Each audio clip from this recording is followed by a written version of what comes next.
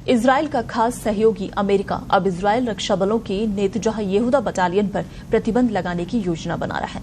IDF battalion के सैनिकों द्वारा वेस्ट बैंक में फिलिस्तीनियों के खिलाफ किए गए कथित मानवाधिकार उल्लंघन के चलते ये प्रतिबंध लगाया जा रहा है। ऐसा पहली बार होगा जब बाइडेन प्रशासन किसी इजरायली सैन्य इकाई के खिलाफ कार्रवाई करेगा। नेतन्याह यहूदा बटालियन फिलिस्तीनियों के खिलाफ हिंसा के आरोपों को लेकर पहले से विवादों में घिरी रही है। इसमें 78 वर्षीय फिलिस्तीनी अमेरिकी उमर असद की सैन्य हिरासत में हुई मौत भी शामिल है। टाइम्स ऑफ इजराइल की रिपोर्ट के अनुसार असद को हथकड़ी लगाई गई थी, आंखों पर पट्टी बांधी गई थी और बाद में उसे मरणासन हालत में छोड़ दिया गया था। अब अमेरिका के इस कदम से इजरायली प्रधानमंत्री बेंजामिन नेतन्याहू भी हैरान हैं। उन्होंने अमेरिकी कार्रवाई को बेतुकेपन की पराकाष्ठा और नैतिक पतन बताया है। उन्होंने एक्स पर पोस्ट करते हुए लिखा, इजरायली रक्षा बलों पर प्रतिबंध नहीं लगाए जाने चाहिए। हाल ही के हफ्तों में मैं इजरायली नागरिकों पर लगाए गए प्रतिबंधों को हटाने की दिशा में काम कर रहा हूं, जिसमें वरिष्ठ अमेरिकी सरकारी अधिकारियों के साथ मेरी बातचीत भी शामिल है।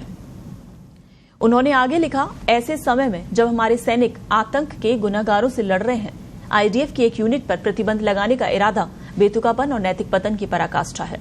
मेरे नेतृत्व वाली सरकार इन कदमों के खिलाफ हर तरह से कार्रवाई करेगी। इजरायल के राष्ट्रीय सुरक्षा मंत्री इतामार बेन ग्विन ने कहा कि नेतन्याह यहूदा के सैनिकों पर प्रतिबंध लगाना एक रेड लाइन पार करने जैसा है। एक्सियोस रिपोर्ट को गंभीर बताते हुए ग्विन ने कहा कि उन्हें उम्मीद है कि रक्षा मंत्री योव गैलेंट अमेरिकी आदेशों के आगे नहीं झुकेंगे। नेतन्याह यहूदा की एक बड़ी अति रूढ़िवादी इन्फेंट्री यूनिट है, जिसमें केवल ऐसे सैनिक शामिल होते हैं जो अपनी मान्यताओं से समझौता किए बिना स्वतंत्र रूप से बल की सेवा कर सकते हैं। सैनिकों को महिला सैनिकों के साथ बातचीत करने की अनुमति नहीं है और उन्हें धार्मिक अध्ययन और प्रार्थना के लिए अतिरिक्त समय दिया जाता है। दिसंबर 2022 में इजराइल ने यूनिट को वेस्ट बैंक से बाहर शिफ्ट कर दिया और तब से देश के ज्यादातर उत्तरी हिस्सों में सेवा दे रहे हैं। हालांकि इजराइल ने उन रिपोर्टों का खंडन किया कि सैनिकों के आचरण के कारण बटालियन को शिफ्ट कर दिया गया था।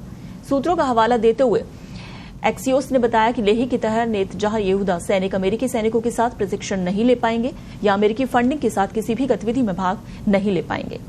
प्रतिबंधों से बटालियन को अमेरिकी हथियारों की खेप मिलने पर भी रोक लग जाएगी। द टाइम्स ऑफ इजराइल की रिपोर्ट के अनुसार तत्कालीन सीनेटर पैट्रिक लीही के नाम पर बनाए गए अमेरिकी कानून के मुताबिक यदि किसी यूनिट या शख्स पर मानवाधिकार हनन के आरोप है और उन्हें न्याय की कटघरे में नहीं लाया गया तो ऐसे लोगों या यूनिट पर प्रतिबंध लगाया जाएगा।